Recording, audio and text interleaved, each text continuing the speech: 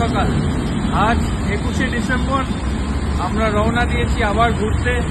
আমরা যাচ্ছি, না এরকম করে বলবো না, বলুন তো আমরা কোথায় যাচ্ছি। চাপড়িগিরি আমি করবো না। আমরা যাচ্ছি লালগঞ্জের উদ্দেশ্যে, বকখালির সাইডে। বকখালি নয়, বকখালি থেকে 7 কিলোমিটার আগে। তো আমি স্কুটি নিয়ে যাচ্ছি আর আমার সাথে বন্ধু বাইক নিয়ে যাচ্ছে। বাই রোডই আমরা যাচ্ছি, কেননা রোডের জার্নিটা অনেকটাই গায়ে লাগে। তো বাইপাসের উপর দাঁড়িয়ে আছি, বৃষ্টি পড়ছে। বৃষ্টি না তো সকালবেলায় খুব সুন্দর লাগছে, আপনারাও দেখুন।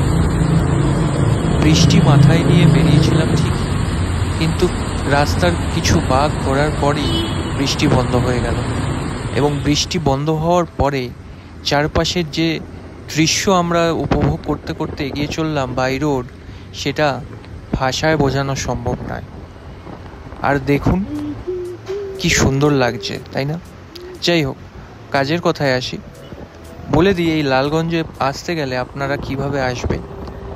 শিয়ালদা থেকে নামখানা লোকালে আপনারা উঠে পড়বেন, কিংবা নামখানা যাওয়ার যে কোনো ট্রেনে উঠে পড়বেন। উঠে নামখানা নেমে টোটো করে আপনারা পৌঁছে যেতে পারেন লালগঞ্জে। খালি আপনাদের বলতে হবে যে লালগঞ্জ যাব। ম্যাক্সিমাম 200 থেকে 250 টাকা ভাড়া নেয়, একটু দরদাম করে নেবেন।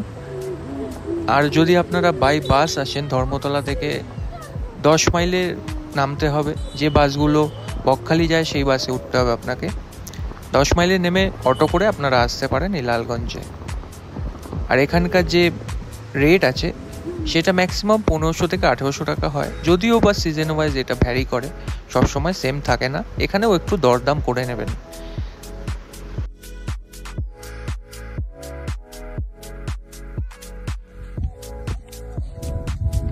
দুদিকে জঙ্গল, একটু রাস্তায় কাদা আছে। পেছনটা জাস্ট দেখুন।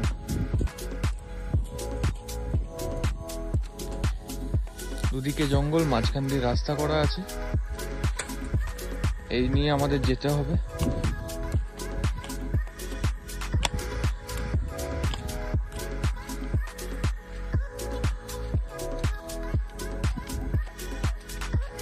অনেকটা সুন্দরবনের ভাইব আসছে এই জিনিসগুলো দেখে।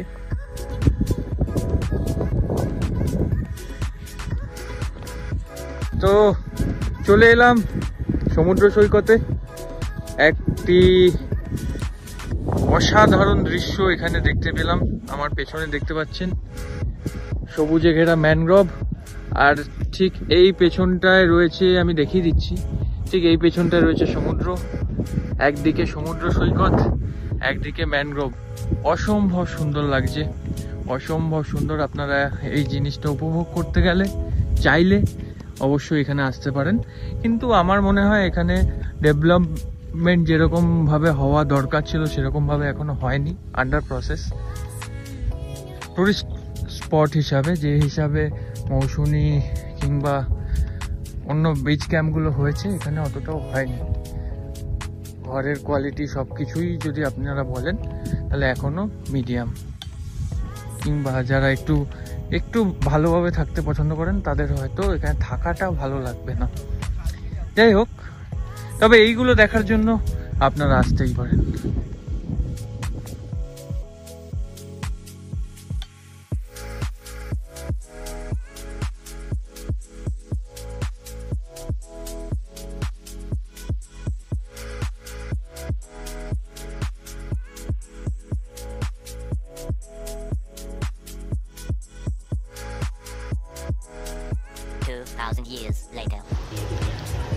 রাত অনেকটা মায়াবী হয়।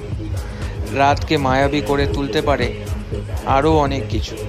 দেখুন এইখানকার পরিবেশটা একবার দেখুন, মায়া লাগছে না? আকৃষ্ট হচ্ছেন না? আমি তো খুব আকৃষ্ট হয়েছি।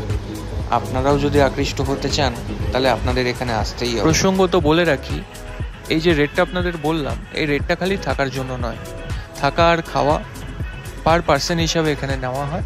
4 বেলা খাবার আপনারা এখান থেকে পেয়ে যাবেন। যাই হোক, বেশি কথা বলবো না, আপনারা ভিডিওটা দেখতে থাকুন। আমি বিদায় নিলাম।